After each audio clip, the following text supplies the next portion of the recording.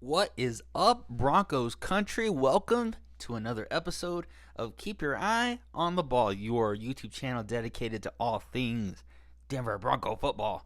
And brought to you by me, your host, Adam, who I feel, and I'm talking about myself in the third person now, that I have the mind of an impartial journalist or a hater, or in the heart of a true blue diehard Bronco fan. And I'm going to tell you some interesting tidbits and maybe let you in on maybe a different way of looking at the game. So without further ado, let's jump into what we're talking about this week.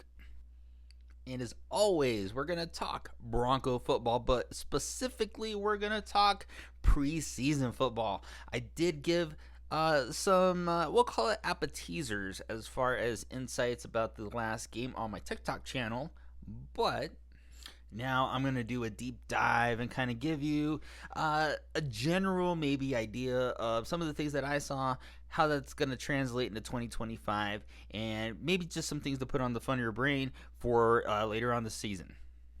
We are also going to talk about a familiar name that is in the news, one that goes by Sheduer Sanders, and I'm going to give my thoughts on why maybe everybody should just pump the brakes a little bit on his performance this last weekend. So without further ado, let's jump into the episode. But before we do that, we have one other thing we got to talk about.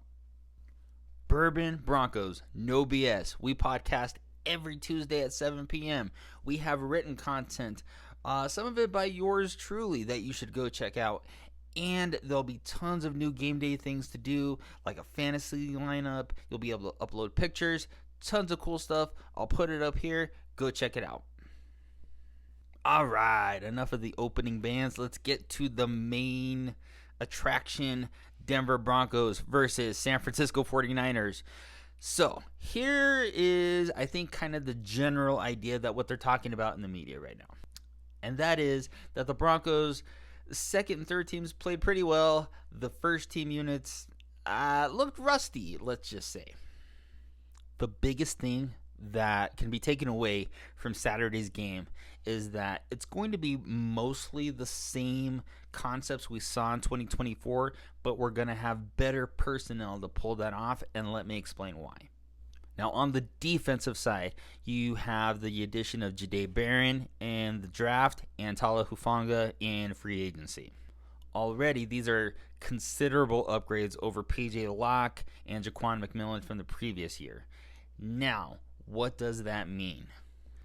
For the defense specifically, it means that you can be just as aggressive because you know you're going to get a pass rush with just your front seven. And it also means that you can play fewer guys in the back end, which means you can gamble a lot more for turnovers like interceptions. And no offense to Jaquan McMillan and no offense to P.J. Locke. And even though they will still play roles this year, they got upgraded with those two guys we brought in free agency and with the draft. And on the offensive side, you really saw the Broncos focusing on featuring R.J. Harvey, getting J.K. Dobbins involved in the offense, and how they utilize them, I think, is going to be a much more prominent role in the offense versus than it was last year. Javonte Williams was my dog, but at the same time, just for whatever reason, couldn't pull it off last year, being the semi-feature back in the running back by committee. Jaleel McLaughlin, I don't think is safe right now because I think Tyler Bidet is really pushing him. And then you have J.K. Dobbins, who is a much better version of Audric Estime. Three backs who can all execute the system that Sean Payton wants to execute much better than the previous players from the year before. Same scheme, better players, so that the execution is going to be better. And if you are a Denver Broncos fan, you should be salivating for the start of 2025, like I am.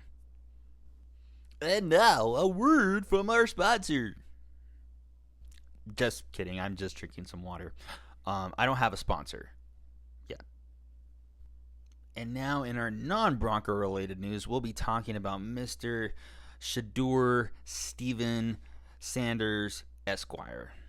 I'm not sure if that's his full legal name, but we're going to go with that. So why am I talking about this guy again? Well, it's because he had his preseason debut, and because everybody in his fan club, the Prime fan club as I like to call them, won't stop talking about it. I feel like it's my turn to weigh in on the other side and be the hater that we all know and love. So before I get hypercritical, I need to get this out of the way. He played okay. I'm not going to totally crap on his performance because he played okay. And there were some things in his game that I thought he actually kind of improved a little bit. The devil, as they say, is always in the details, though. And there are two plays that I think typifies Sheduer Sanders while at CU and what will be his demise ultimately in the pros. Those plays being the backside pressure that, for whatever reason, Sanders does not be able to seem to feel. And let me explain this a bit further. John Elway famously said that he thought all the great quarterbacks had a timer in their head that just let them know when they needed to either escape the pocket, make a play, what have you. And that just doesn't seem to be the case for Mr. Sanders. Like I said, I did see some improvements in his footwork and anticipating the rush in some instances. So that was an improvement from his time at CU. But that backside pressure, when it gets to him, he does not know when it's coming. You saw that countless times at CU. You saw that twice in the game on Saturday. Until he corrects this, and history says that he's incapable of doing it so far, I don't know that you're going to see a big step up in his game from what you see now. He may have his moments because he is a good quarterback outside of that one flaw. But do I ever think he's going to be anything more than maybe a fringe starter or really solid backup? No, not really. So I know that he doesn't watch me, but if he does, Sheduer, you're a great buff, but you're not as good as you think you are. And I'm sorry, bud. Until you get that corrected, you're going to be just another backup in the league. And with that is the end of our show. So as always, this is my call to action, if you will, that we see countless schluck on the internet. Why don't you just give this a try, and maybe you'll help me out, and at the very most, you'll find something else to really listen to in the car or while you're working out or what have you. I always appreciate every like, every comment. I try to interact with every comment because I love talking football with you guys. Feel free to keep talking about the show, share the show, like the show, buy me presents, and we'll be back next week with another episode of Keep Your Eye on the Ball. So as always, and go Broncos.